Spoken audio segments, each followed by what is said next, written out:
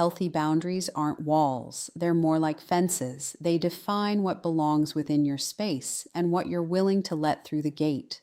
They're evidence that you know who you are and what you deserve. I wasn't always good at boundaries.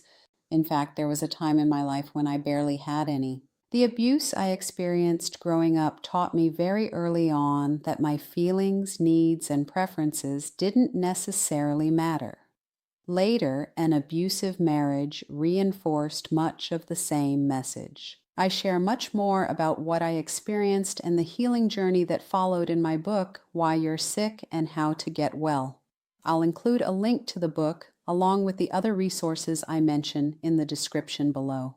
When a person lives without healthy boundaries long enough, they don't simply wake up one morning and suddenly know how to establish them. They have to learn them, practice them, strengthen them. And sometimes they don't even realize they need a boundary until someone does or says something that makes them uncomfortable. The act of crossing that line can help you discover where your boundary actually is. It took me years to rebuild mine, a journey that required rediscovering who I am and what I deserve. Today, I know who I am, I know what I deserve, and I'm willing to protect both. And so should you. Now, here's something we sometimes forget. People don't always know your backstory. One of the interesting things about interacting with people, particularly on social media, is how little they actually know about you. They see posts, they read a few hundred characters, maybe they exchange comments with you regularly, but they don't necessarily know what you've survived, what you've overcome, what you've studied, or how much work you've done to get to where you are.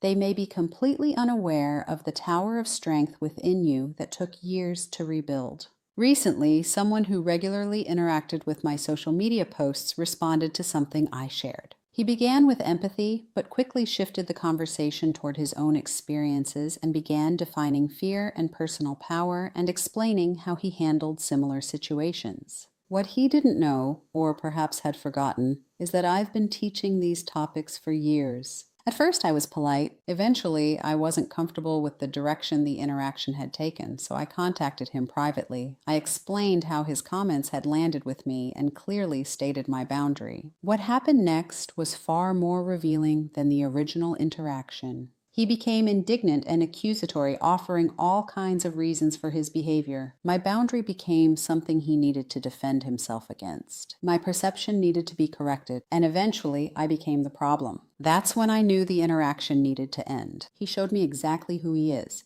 and that brings me to something I've learned both personally and professionally. Sometimes the reaction to your boundary is the answer. Pay attention to what happens when you say no. Pay attention when you say, I'm not comfortable with that. Pay attention when you tell someone, this is how I expect to be treated. A healthy person may be surprised. They may even disagree with you, but they can still recognize that your boundary belongs to you and deserves consideration.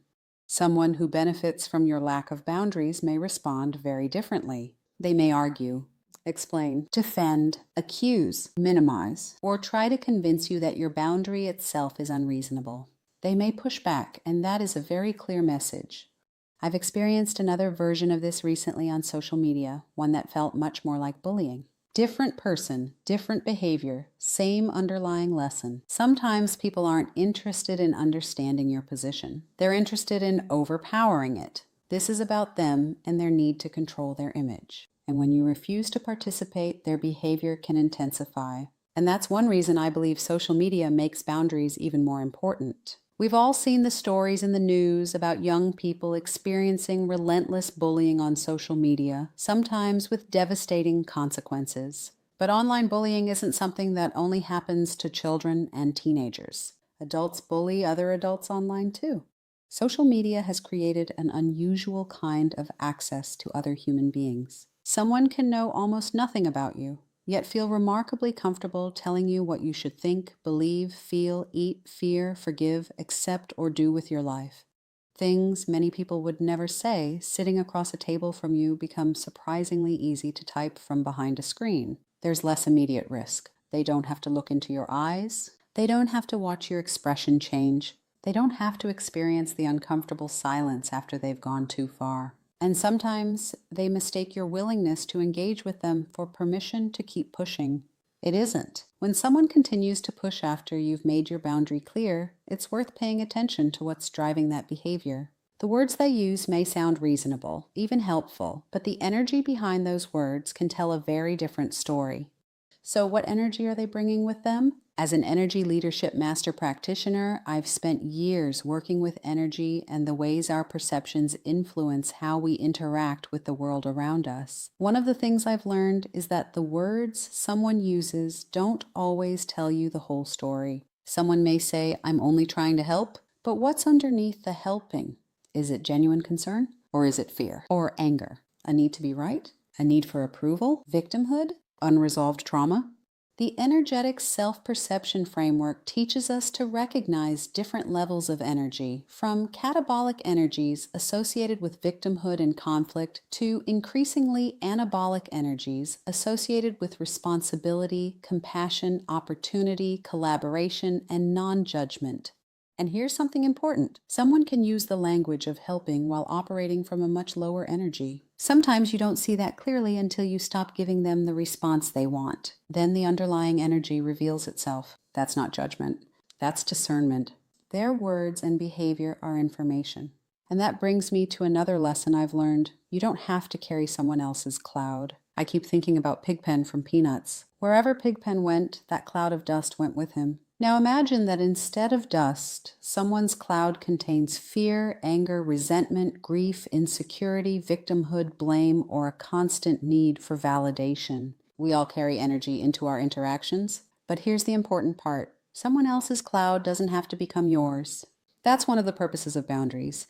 You can have compassion for someone's pain without allowing that pain to spill into your life. You can understand why someone behaves the way they do without accepting the behavior. You can recognize someone's wounds without volunteering to become their bandage. And you can wish someone well from a distance. That's an example of empathy. And believe me, I had to learn this. There was a time when doing that would have been extraordinarily difficult for me. The person who once struggled to establish even basic boundaries eventually learned that protecting herself wasn't cruel, selfish, or unkind. It was necessary for survival. And every time I enforced a boundary, I strengthened that part of myself a little more. These days, I sometimes surprise myself with how naturally it comes. That's why I don't view the end of every relationship as a loss. Sometimes the relationship was only able to exist because you weren't enforcing your boundaries. The moment you do, everything changes. And if the relationship cannot survive your self-respect, perhaps it wasn't a relationship you needed to preserve.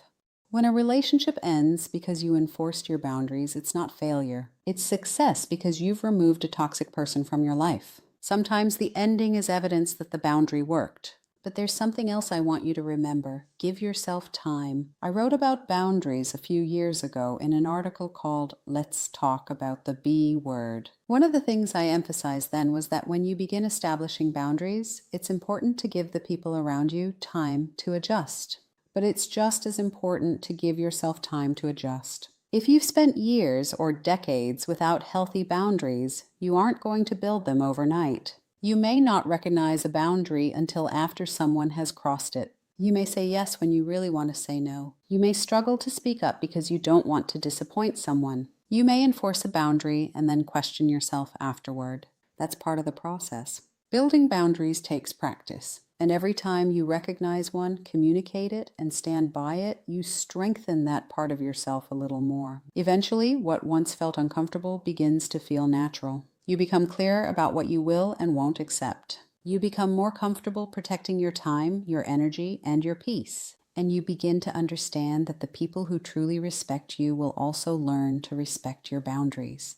So if you're still learning, be patient with yourself. I certainly didn't get here overnight. You don't have to either. Healthy boundaries are built over time, one boundary at a time. As James Clear said, the source of healthy boundaries is self-love and self-respect. Sometimes the most powerful boundary you can change is the one you didn't know was there. And if you'd like to take a deeper look at the energy behind how you're showing up in your own life, the Energy Leadership Index, or ELI assessment, is a great place to start. Boundaries begin with self-awareness. But how aware are you of the energy you're bringing into your relationships, your decisions, and the way you respond when someone pushes against you? The ELI assessment gives you a snapshot of how you currently perceive and approach your life, particularly when you're under stress. It can help uncover patterns you may not even realize are influencing your choices, reactions, relationships, and personal boundaries. Unlike a personality assessment that tells you who you are, the ELI assessment helps you understand how you're showing up and what you have the power to change. If you'd like to learn more, schedule a discovery session with me and we'll discuss how it works. All the links I've mentioned, including the ELI assessment, discovery session, my book, and my earlier article on boundaries, can be found in the description below. And if this video resonated with you, please like it, share it with someone who might need to hear this, and subscribe to my channel for more conversations like this. I'll see you next time.